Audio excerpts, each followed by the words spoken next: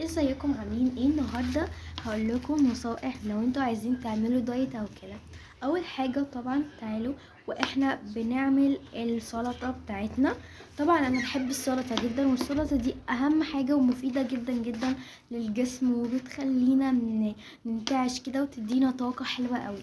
تعالوا بقى اقول لكم، انتوا ممكن ما تفطروش كتير، ممكن مثلا تفطروا سلطه لو انتوا عايزين، خس، حاجات من دي، لان الفطار بيكون يعني هو الاساس، ماشي.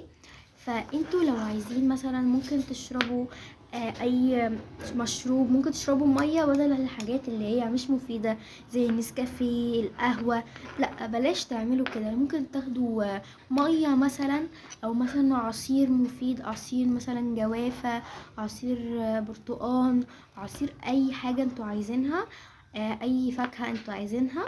بس بلاش مثلا الكوكاكولا، ما تزودوش فيها قوي برضو، او ما تشربوهاش اصلا، لانها مش مفيده خالص للجسم، و يعني مش مفيده نهائي نهائي نهائي، وبتضر الجسم وبتسبب حاجات وحشه جدا. ممكن مثلا تفطروا سلطه مثلا، ما تزودوش في الفطار، ما تزودوش في الغداء، كله بس كميات قليله جدا. بلاش تزودوا في السكر والزبده والزيت. مثلا يعني في الفطار اعملوا طبق سلطه كبير جدا، حطوه كده في نص الترابيزه، بجد هيدي شكل حلو قوي. كلوا الاكل المفيد. مثلا بعد مثلا ما تفطروا ممكن تنزلوا كل يوم تمشوا ساعه، دي حاجه برضو جميله جدا ان انتوا تمشوا. يعني المشي ده بيعمل دايت حلو جدا. طبعا احنا هنا معانا البصل، وهنا البنجر ده مفيد جدا.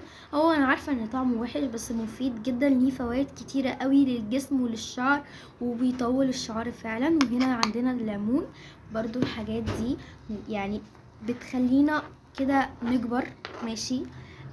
زي ما مامتي كانت بتقولي وبرضو بتخلينا ان احنا نبقى شعرنا طويل، شعرنا تقيل. فبلاش ان انتوا مثلا ممكن كل يوم تنزلوا تتمشوا ساعة، عشان مثلا برضو عشان احنا هنا في الاجازة، فممكن تنزلوا كل يوم تتمشوا ساعة لو انتوا عايزين. دي حاجة برضو هتفيد جسمكم جدا جدا جدا. والمشي ده بيخسس كويس جدا. وبلاش بقى ان انتوا بقى تاخدوا ادوية تخسيس وكده، لانها دي وحشة جدا. لا انتوا تخسسوا طبيعي. او لو عايزين تعملوا دايت ممكن كل يوم تاكلوا طبق سلطة صغير، ما تزودوش في الاكل كتير. انا قلت ما تزودوش في الاكل كتير دي. بصوا بقى زي ما انتوا شايفين، قطعنا الطماطم، قطعنا 3 طماطمات وخيارتين. بصوا بقى هنعمل المرة دي حاجة حلوة قوي. هنبشر البنجر، ماشي. دي بقى مش محتاجة اللي هي بتتقطع دي، فيلا بينا نبشرها. بصوا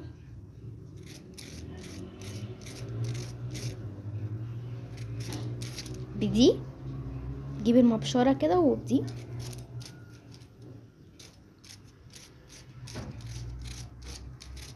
هبشر بقى وارجع لكم. زي ما انتوا شايفين اعملوا كده ببنجرايه واحده. هو انا لسه ما بشرتش بس قلت هبشر معاكم الباقي. البنجر اول حاجه مفيد جدا جدا يا جماعه بجد، وكمان للناس بتوع الدايت حلوه قوي البنجر. طبعا هي موقعتش في الارض، هي وقعت في الطبق يعني. بصوا بقى زي ما انتوا شايفين بشرنا البنجر مفيد جدا. دلوقتي بقى هنبشر هنقطع البصل. بصوا هي دي البصلايه اللي هنقطعها. هقطع بس حته كده معاكم، بعد كده بقى هقطع الباقي لوحدي. كده بقى قطعنا البصل،